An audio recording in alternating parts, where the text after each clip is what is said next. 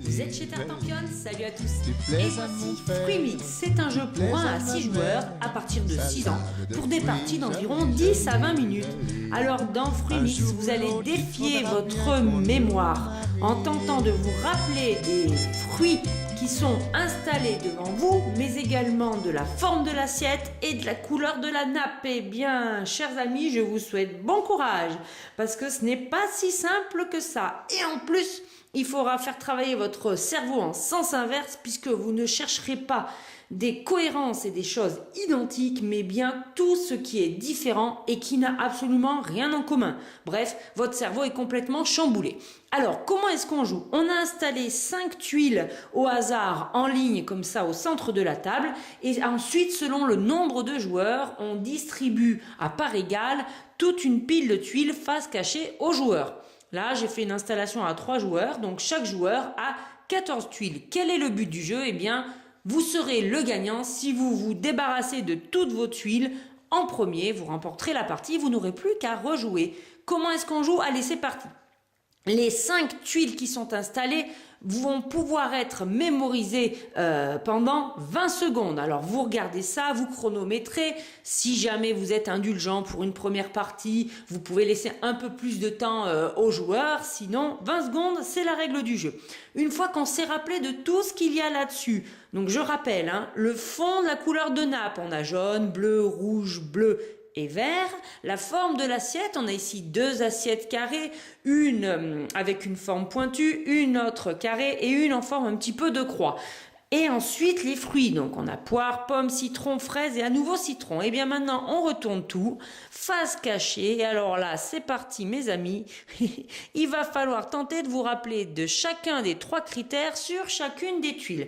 Qu'est-ce que vous faites? C'est à vous de jouer, vous êtes le joueur actif. Vous retournez la première tuile de votre paquet de cartes, vous la regardez et vous allez devoir la placer devant une des tuiles et il faut qu'il n'y ait absolument rien en commun avec cette tuile. Il ne faut pas qu'il y ait la même couleur de nappe, pas le même fruit, pas la même assiette. Alors je réfléchis et je vais dire que je la mets ici. Maintenant on vérifie, on retourne. Bien joué, c'est pas la même couleur, donc rouge et bleu, pas même forme d'assiette, une croix et un carré, et pas le même fruit, une orange et une fraise. Donc je peux remplacer la tuile de la ligne par la mienne, et celle-ci est défaussée, remise dans la boîte. C'est donc au tour du joueur suivant de faire la même manipulation. Il pioche la première tuile de son premier paquet et doit essayer de choisir parmi les 4 restantes laquelle n'a aucun point commun. Alors, il va tenter de se dire, ben tiens, je vais la mettre en face de celle-là. Et puis là, maintenant, on vérifie. On retourne. Aïe, aïe, aïe, aïe, aïe, aïe, aïe. Alors, il y a bien 2 nappes différentes, il y a bien 2 fruits différents. En revanche, on a 2 fois la même forme d'assiette. C'est perdu pour lui. Donc, il remplace bien comme l'autre la tuile par la sienne, c'est pour renouveler le jeu, mais cette tuile-là n'est pas défaussée.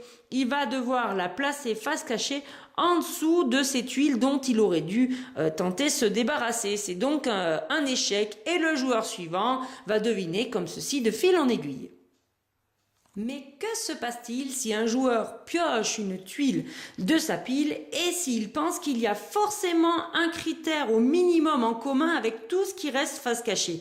Eh bien tout simplement, il annonce, il dit je ne peux pas poser cette tuile, il y aura forcément quelque chose en commun. C'est ensuite au joueur qui est assis à sa droite de désigner un des paquets restants, par exemple dire bah, tiens on va retourner ça pour vérifier.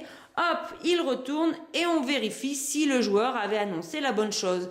Bien joué, il y avait l'assiette en commun, donc il peut remplacer la tuile présente par la sienne et défausser celle-ci comme s'il avait trouvé normalement. En revanche, s'il s'était trompé et qu'il n'y avait rien en commun, il aurait dû la poser normalement, eh bien au lieu de défausser la tuile remplacée, il la met sous sa pile comme le reste du temps. On va jouer ainsi de suite jusqu'à ce que toutes les tuiles du centre aient été, du coup pas comme ça, mais aient été remplacées par les joueurs. On a ainsi 5 nouvelles tuiles présentes, ça fait donc une nouvelle rangée. On recommence un tour de jeu normalement et enfin on termine dès qu'un joueur a épuisé sa pile de jeu.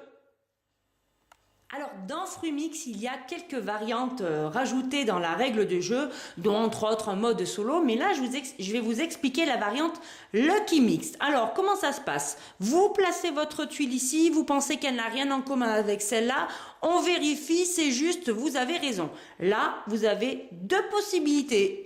Soit vous faites comme d'habitude, vous remplacez votre tuile et celle-ci est défaussée dans la boîte du jeu, ou bien vous décidez de remplacer votre tuile, mais elle n'est pas défaussée, celle de la ligne, elle est placée, elle est mise de côté. Et vous pourrez tenter de réaliser cette action jusqu'à 3 fois tant que vos réponses sont correctes.